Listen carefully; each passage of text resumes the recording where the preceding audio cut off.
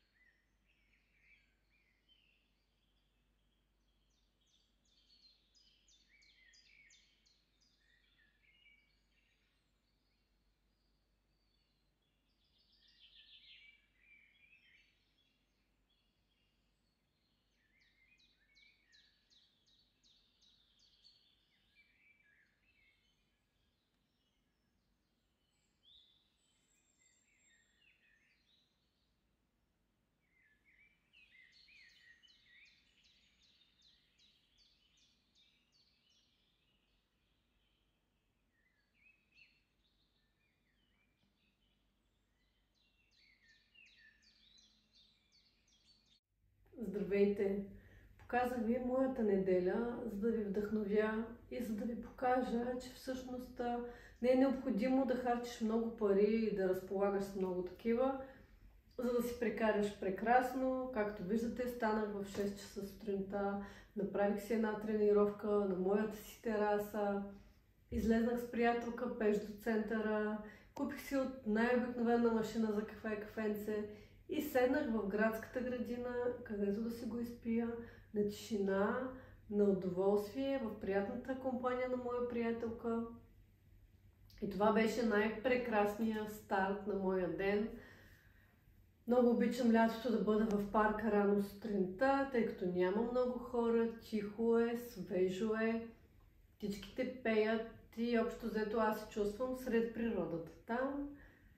Много обичам да се разхождам по тревата, вие знаете, обичам да ходя боса, да си пия кафе, да си говоря и както виждате, всъщност са ти необходими 80 стотинки, за да си купиш едно кафе, може да си го направиш от вкъщи и просто да излезеш сам или с кученцето си, или с някой приятел, с детенцето си, с приятеля си, с мъжа си, с баба си, с майка си, просто с някого, а защо не и сам, за да се разходиш, за да си прекараш добре. Във втората част на деня отидохме тук в близката река, която е на 10 на минути път извън Пловдив. Това е между Първенец и Храбрино, реката, които са от района знаят. Много е хубаво. Там всъщност има и две заведения, обаче аз предпочитам да си направим пикник на самата поляна до реката, защото обичам да ходя боса, да се разхождаме там, да влизаме в реката, да си събираме камъни и общо взето си намираме занимания, намираме си игри, намираме си как да си прекараме добре времето. Аз си колекционирам камъни с формата на сърчице, откакто Денис беше на 3 години, вече на почти 12. И за нас това е невероятно хобби, защото където и да отидем се разхождаме и търсим подобни камъни. Най-интересното е, че винаги се намираме. Така че събирайте си шишарки, събирайте си кестени, събирайте си билки, цветя, камъни, кой каквото си иска, но просто си намерете вашето си семейно хобби, вашето любимо нещо. Вярвам, че където да живеете, близо до вас има някоя поляна или гора, или поле за разходка, море, река. Навсякъде има място, на което да се разходите или дори да живеете в град, в който няма около себе си природни забележителности и места за разходка. Може да се разходите в парка, около полковете и дори пред блока да излезете да си изпиете кафето, ако нямате хубава тераса. Просто идеята ми, мили хора, е, че животът е това, което ние си направим. Живота не е само този промеждутък от 7-10 дни по време на лятната отпуска, в която сме отишли на почивка. Живота всеки ден е прекрасен. Винаги преди работа, след работа, събота и неделя. Винаги може да си намерите време за себе си. Намерете вашето любимо нещо. Моето любимо нещо, както ви казах, е или в парка в града, или тук в гората, която е близост до Пловдив. Много обичам да съм сред природата, това много ме зарежда и плюс това, когато си родител, ти възпитаваш и своите ценности в детето си, така че примера, който ще му покажеш, също е много важен. Ние обичаме да се разхождаме на чист въздух. Много обичам да си пазарувам плодове и зеленчуци от бабите, аз така им казвам, от сергийките. Това ми доставя супер голямо удоволствие. Плодове, зеленчуци, цветя, билки. Общо взето много обичам да пазарувам от такъв тип хора, които си продават. Дали собствено производство, няма значение. Аз обичам да подпомагам малкия бизнес, така да го наречем. И това е просто едно филмче на терасата. Винаги си паля свещи, лампички. Не го правя така заради вас, заради видеото, за да е по-интересно. Обичам да си доставям удоволствие. Обичам да имам свежи цветя, в случай сега нямам, но общо взето през есента, зимата винаги имам свежи цветя вкъщи, билки също така отглеждам. И както казвам, не е нужно да отидеш на заведение, на ресторант да харчиш пари, или пък да отидеш на кино или на вечеря навън. Ето, аз съм си направила една салатка с моя си босилек. Пуснала съм си едно филмче от интернет, което гледам. Запалила съм си свещ, направила съм си домашна маска. Не е нужно да ходиш постоянно на козметици, на масажи, на спа. Можеш и вкъщи да си доставиш удоволствие. Един горещ душ, аз обожавам гореща вода. Това за мен е най-голямото удоволствие на света. И това е. Преди си купувах доста повече книги. Последно време прецених, че първо в новия ми дом, който е едва 70 квадрата, нямам пространство, в което да съхранявам книги, които вече веднъж съм прочела. Аз не мога да чета книга два пъти или да гледам филм два пъти, нещо на което му знам края. Няма как да го прочитам, което означава, че тези книги аз няма къде да ги държа. Другото, което аз не харесвам библиотеки и такива складирани книги в къщата. Не знам дали ще ви изненадам или не, но за мен това цялото натрупано, различни големини, различни цветове, с надписи, без надписи, шарени корици, това на мен много ми натоварва погледа и ми създава чувство, че в дома не е подредено. Аз обичам такива бели, изчистени форми и така. Така че не харесвам библиотеки, не харесвам да складирам книгите в кашони под леглото и не харесвам да давам излишни пари. Моят вариант в случая е или да се запиша в библиотека, или да слушам електронни книги. Предпочитам да я докосна книгата, да я разлиствам, да усещам хартията, да усещам аромата на книгата. Така че не съм много от хората, които обичат да слушат книги. По-скоро предпочитам да ги чета. И да, това е. Пак се повтарям, потретвам, може би, но искам да ви вдъхновя, да обичате живота си, да се стараете да правите вашия си живот по-хубав, по-стойностен, по-интересен. Никога не сравнявайте живота си с живота на другите хора, които виждате в социалните мрежи и не позволявайте това да ви депресира, сдухва, да ви кара да имате по-ниско самочувствие и лошо настроение, защото не забравяйте, че това, което виждате в социалните мрежи, първо са едни обработени снимки, второ, човека е показал най-хубавата една секунда от своя живот. Това не означава, че не се е изкарал с човека, който го снима точно преди 2 минути. Или че храната, която така изглежда красива, може би няма да му хареса, или може би ще му се развали настроението, като си види сметката и така нататък, и така нататък. Не си мислете, че всичко, което виждате е много щастливо и много прекрасно и не се чувствайте вие самите неуспешни и нещастни заради това, че не водите този живот. Живота на всеки човек е прекрасен. Извличайте ползите от вашия си живот, без да го сравнявате с моя или с този на някой друг. Дори да затваряш едни буркани, да си правиш зимнина, това е прекрасно. Не се чувствайте гадно или тъпо, или бедни, или селени. Напротив, това е чудесно. Или пък, ако сте от дамите, които ви мързи да си приготвите такъв тип домашна храна и зимнина, пък нека това не ви кара да се чувствате неуспешни или не до толкова добри домакини. Всеки човек живо е.